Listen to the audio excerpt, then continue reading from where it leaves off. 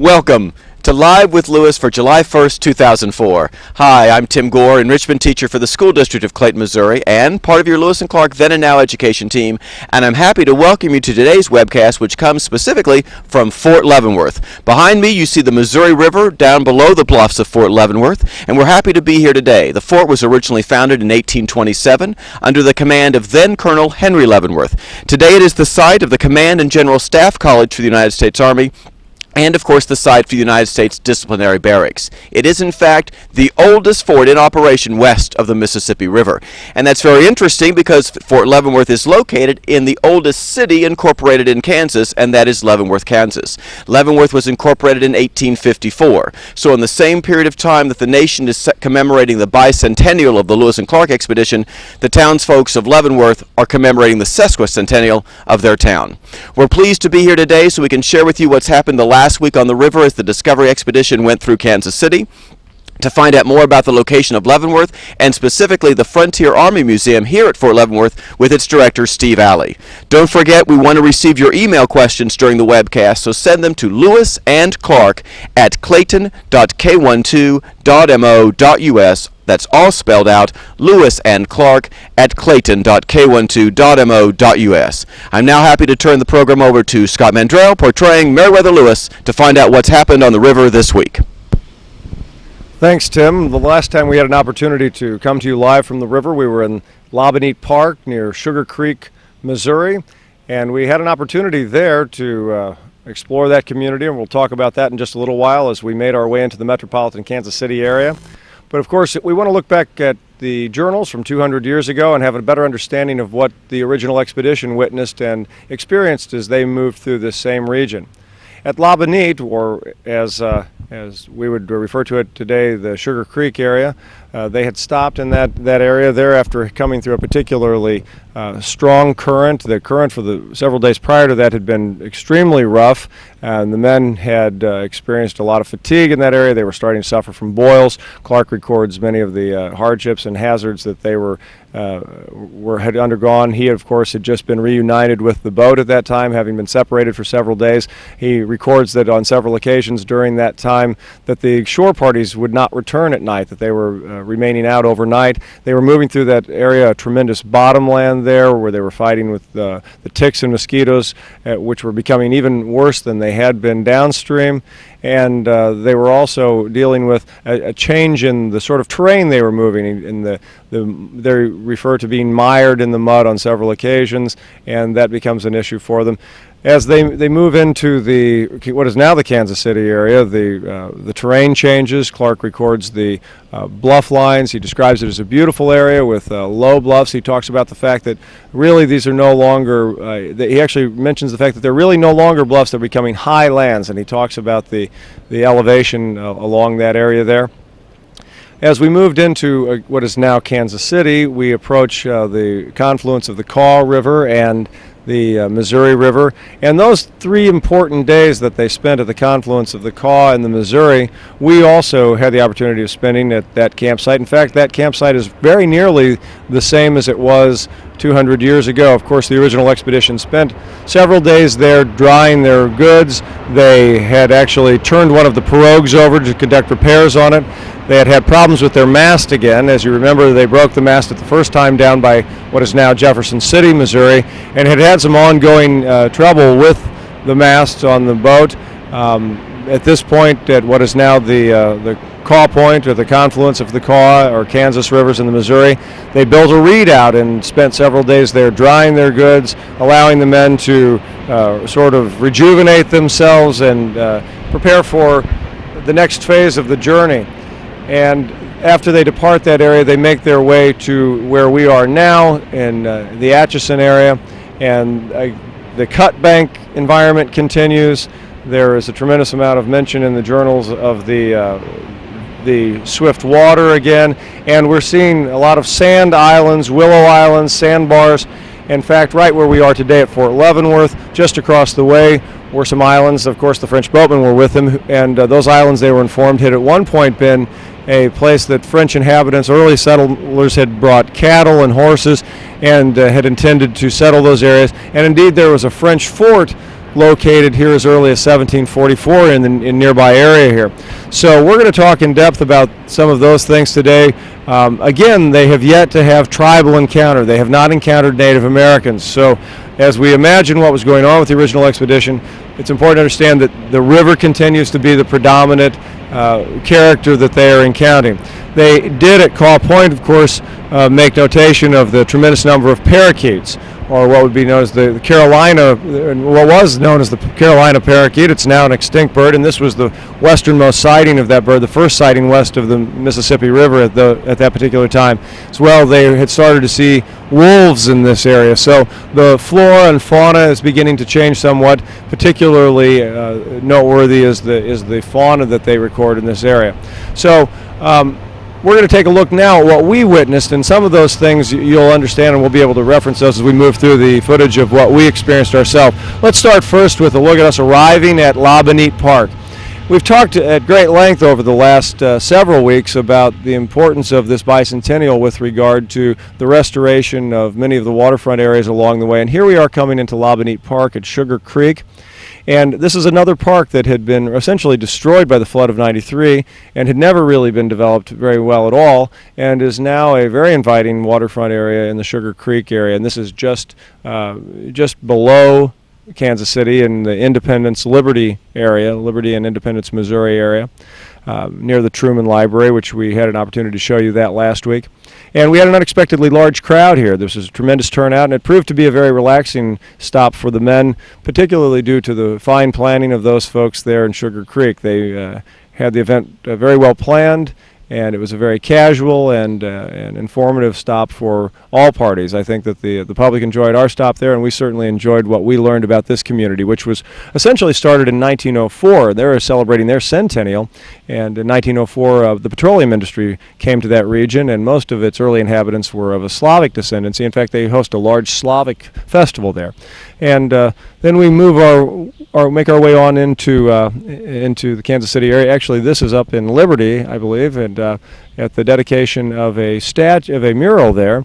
And we were very fortunate. Captain Clark was able to lead a detachment of men up there to participate in that mural dedication. And there you see the painting of the keelboat on the river below, and this is a scene taken from that area. And of course, there's Dr. Lee from the Missouri State Lewis and Clark Bicentennial Commission, and he made us his guests at the Italian Fest in downtown Kansas City, where we participated in a color ceremony there and helped to get that event underway. And of course, the Lewis and Clark Fife and Drum Corps from St. Charles joined us for that as well.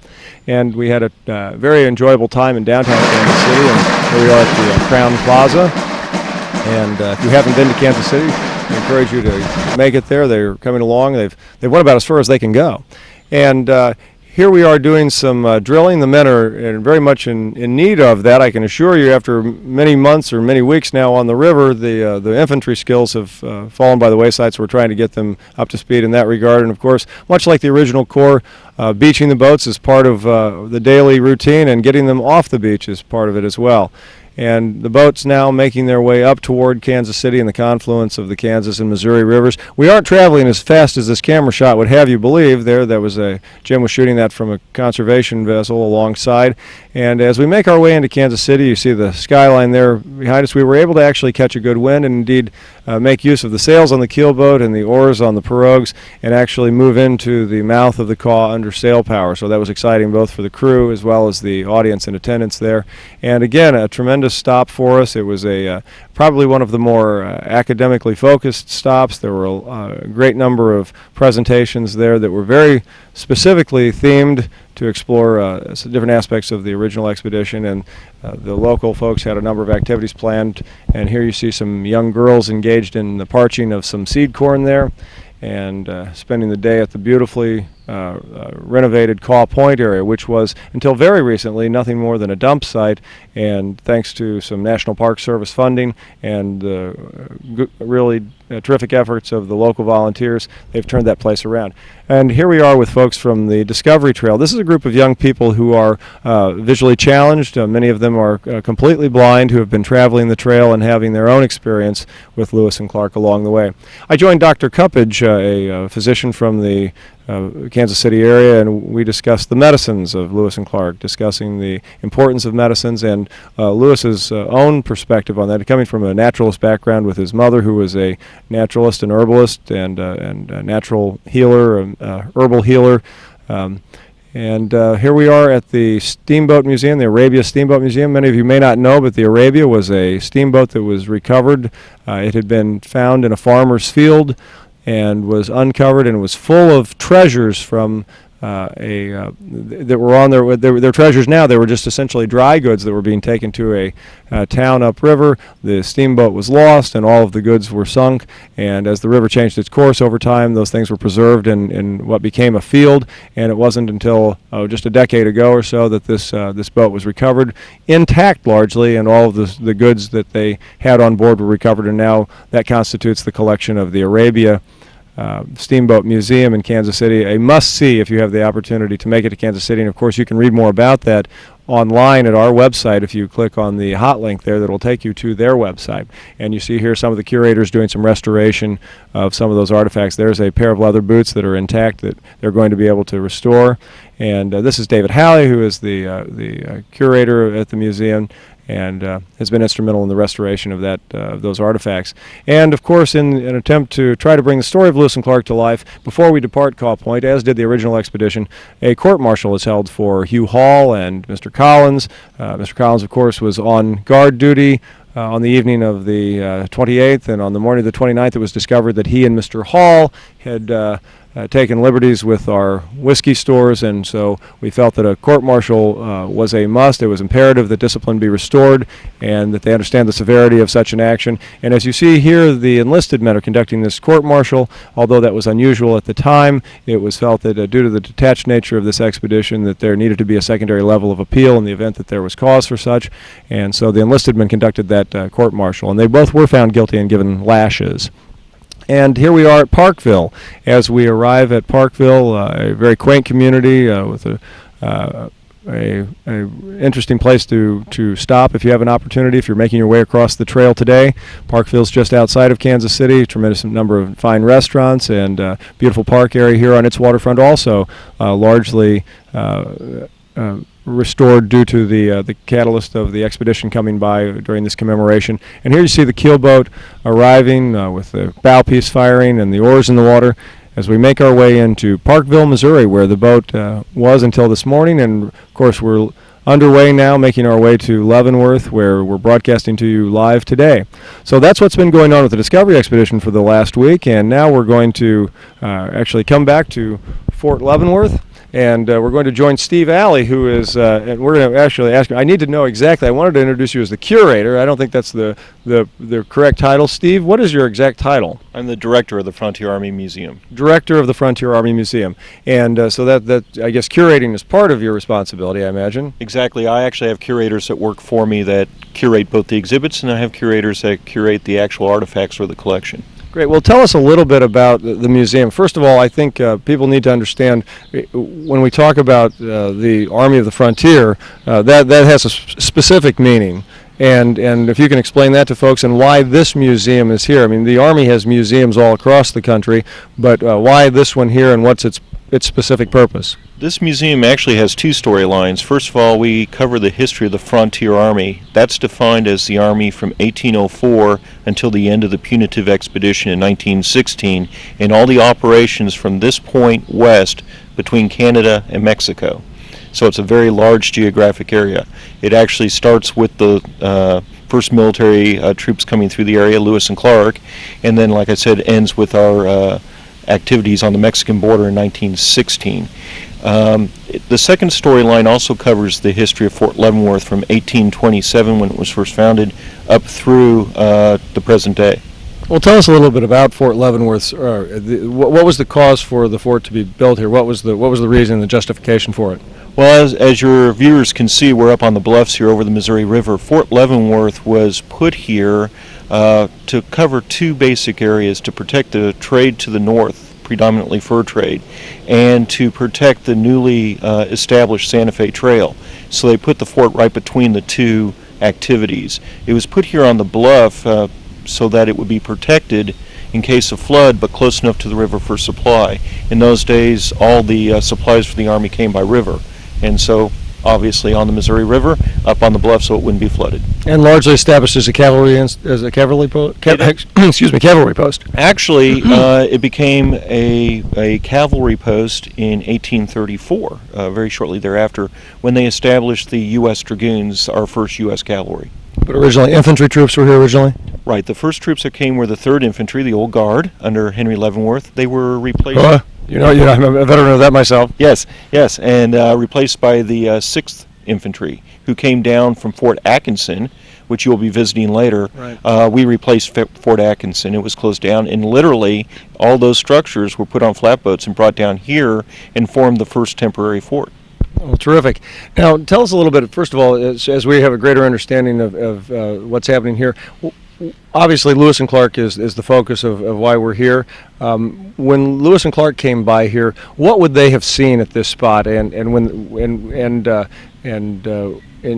we know that across the way there were some islands, and we read in the journals, and we talked about in the journals that there was a French fort that had been here in this region. But when they passed by, anything in particular that maybe is there anything left that they would have seen? The journals note the Cow Island, which you just mentioned, and that's just north of this post, right across the river bend, and it still exists. And of course, you mentioned Fort de Cavignac. That's exactly 5 miles north of here. That was established in 1744 as a French outpost for the same purpose as Fort Leavenworth would be established later. But most of the journal records for this area are on the trip upwards. Are a little light. Things happened before and happened after, but right here at Fort Leavenworth, they pretty much were just moving on through. Okay, well, that was kind of a leading question because our viewers don't know, but you and I had a conversation yesterday, and you told me about something, and I'd like you to share that with them. There, specifically, the area up here that might be very much like they had seen. Oh, well, of course. Just over our shoulder, we are across from Weston Bend State Park in Missouri, but the land across the river on the Fort Leavenworth side is the only ecosystem on the lower Missouri River that's still intact from the time of the expedition. In other words, as you go traveling up the river tomorrow, you'll be seeing trees that were there when Lewis and Clark passed by. The river has pretty much stayed in the same bend, and essentially because this was a military reservation so early, it was illegal to chop wood here. So we still have the only intact ecosystem on the lower Missouri River. I think that's terrific. That's very exciting, actually. Looking forward to seeing that. We want to take our viewers inside the museum and let them have an opportunity to see the type of artifacts that are kept there. And it really is as exciting as this to be able to take you to it virtually. We encourage you at some time, if you're in the area, to make your way by. And of course, you can learn more about the museum by connecting to it via our website and the hot link that's provided there. But this will give you a little bit of a taste of what's inside. And Steve, if you could describe for us what we're seeing. Okay. Right now we're seeing us, Steve. That's right. Here we go. What you're looking at right now is a close-up of our Jenny aircraft. We have a fully restored Jenny aircraft from the time of the punitive expedition. The aircraft was recovered from England, where we sold them Lend-Lease during World War I, and it is restored to the point where if gasoline was added, it would start. We actually turn the propeller on a weekly basis to keep the engine from freezing up. You're looking now... Now, hold on. You can't get away with that. You told us very early. Can you pause that just a moment, Jim? You told us a funny story about that, about turning that propeller once a week the other day. Well, because the airplane is in such a decent restored shape, when you turn the propeller, you actually get the full compression of the motor, and it will actually pop over a couple turns.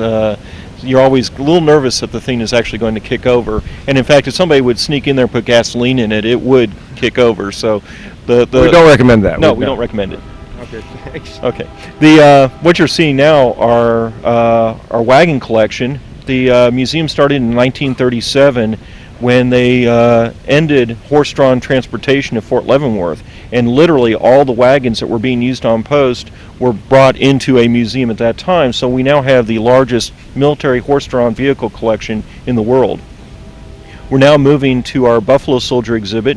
You see a graphic of the Buffalo Soldier Monument here at Fort Leavenworth. we've started quite a collection of Buffalo Soldier uniforms and equipment. The Buffalo Soldiers were black soldiers that served on the frontier after the Civil War.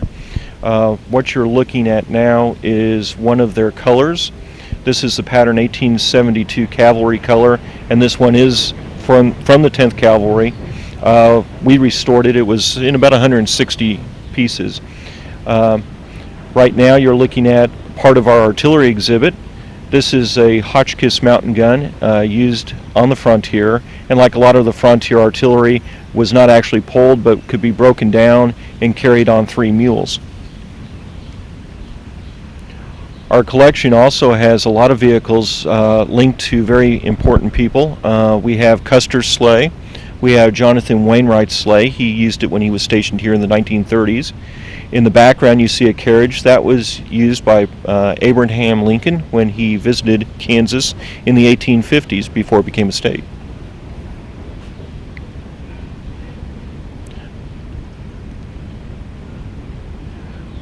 The museum also has quite a few exhibits on the various arms, ammunition, and accoutrements used by the frontier soldiers. In this case, this exhibit shows the evolution of the musket from the smoothbore to the rifle. The museum has approximately 250 arms in its collection. This exhibit is on the U.S. cavalry, as we mentioned before, and shows the evolution of the various cavalry weapons used.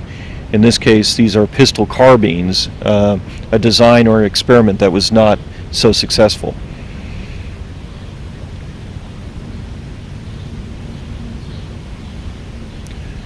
We have one of the largest Mexican war collections in the country. This is one of the cannons known as a light 6-pounder, designed to be used with Ringgold's horse artillery.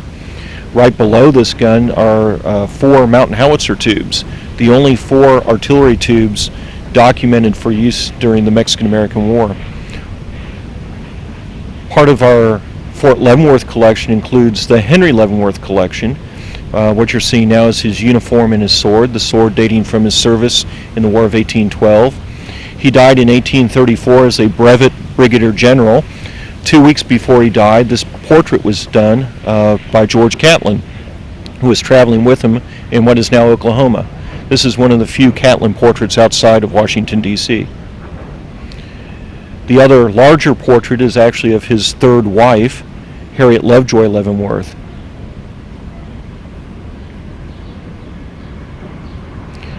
What you're looking at now is a model of the French fort that we keep talking about, Fort de Cavaignac. It was actually a very small outpost. It probably had no more than 20 people garrisoning it at any given time, and was located on the bluffs, much like Fort Leavenworth, just 5 miles north of here. And of course our introductory exhibit on Lewis and Clark. Here they are in their uniforms. And until December of this year, we will have on temporary exhibit 5 paintings done by Michael Haynes for the Corps of Engineers, showing various places along the river, and that will be here through December. The first one, of course, the recruiting of the troops at Fort Massac. Here is Independence Creek, which we'll be celebrating here in about 2 or 3 days. This is up at Fort Mandan. This is Tracking the Sioux, exactly. Here is image of the discovery of the headwaters of the Missouri. The exuberant Hugh McNeil. Yes, exactly. And Michael really has done a great job of bringing these moments and scenes from the story to life. And here's the last portrait, the trading on the Columbia River. This is the expedition is within about 5 miles of their destination, and yet are held up on the rocks just on the Washington side of the Columbia River. Very good. Well, thank you for taking us through that brief virtual tour of the museum. We did receive some emails from our viewers, and we'd like to bring those along. And one of the questions that was asked was about the here at Leavenworth, obviously, is a military prison environment. Yes. And one of the questions that was asked was, during Lewis and Clark's time, was there a like facility somewhere else in the United States for soldiers who had been convicted of some crime? Where were they held? Prior to 1872 and the establishment of the United States Disciplinary Barracks here at Fort Leavenworth, there was no such facility, which meant that if a soldier went out and killed somebody, he'd be thrown into the local brig in whatever post he was stationed at. If he went out and got drunk, he'd be thrown in the same local brig. And it turned out, it was decided that it really wasn't a good idea to be mixing prisoners, some of which were just a little bit inebriated, with those who were actually dangerous. And so in 1872, as prison reform swept through the United States, it was determined that those military personnel that were sentenced to sentenced for 2 years for crimes that a little more significant would be sent here, and those who were simply drunk and disorderly would be held at the local level. Right, and we did receive another question from one of our viewers about the current involvement of Fort Leavenworth with the ongoing overseas conflict right now, and we talked about at the beginning that there is a military college here, that the punitive barracks are here. Other than that, and I'd ask you about this earlier, as far as troop strength here, and obviously those are things actually that we are not allowed to talk about in particular, but as far as what goes on here, largely this is not a arms environment. Here is basically one of the Army's college campuses, if you will. The Command and General Staff College and its associated schools are for the training of officers. Many officers that are here have been stationed overseas, but we actually have no units per se that were deployed. So some of the officers who had been detached from their units here went to some of the schools, have since been deployed overseas, but no, we have no units overseas at this point. Another question that came to us from one of our viewers asks about the boats and the fact that there is still a lot of debris in the river. Actually, the debris flow has fallen off tremendously. It's important to understand where we are geographically. When we approached Kansas City, essentially the expedition takes a turn north, and we are moving in a northerly direction now, where we had actually, of course, as you remember, if you've been following us, when we left St. Charles, we sort of swept south-southwest and headed in a westerly direction. We're headed in a northerly direction, and as we do so, we also enter into a different geographic area of the United States, and actually we're going to a place that is far less wooded, and there's far fewer trees in the area that we're going above us upstream, and consequently the debris flow, and that is not the only factor, but there is much less debris in the water than we've seen prior to this. The water level in terms of the current is still quite swift. We went through, again, a very similar parallel to the original journals, and while we've experienced a small drop in the water over the last few days, there is a rise beginning, and we're probably in the next day or so going to see the water rise again. We may have mentioned this in last week's broadcast, I'm not sure, but the Corps of Engineers has also entered a phase 2 of the release of water from the upper lakes on the upper Missouri River, and that's going to have an impact as well on the water that we're encountering as we move up. The question specifically was about the speed that we could move given those circumstances, and the Discovery Expedition's vessels, and of course we are obligated to meet the timeline of the original expedition and do educational work along the way, so we must move from location to location as quickly as we can, but we are still have a top speed of no more than 4 miles an hour. So when you ask about that speed, even under best conditions, we're really only moving about 4 miles an hour, and if we do encounter higher water or debris flows and that sort of thing, that speed then reduces.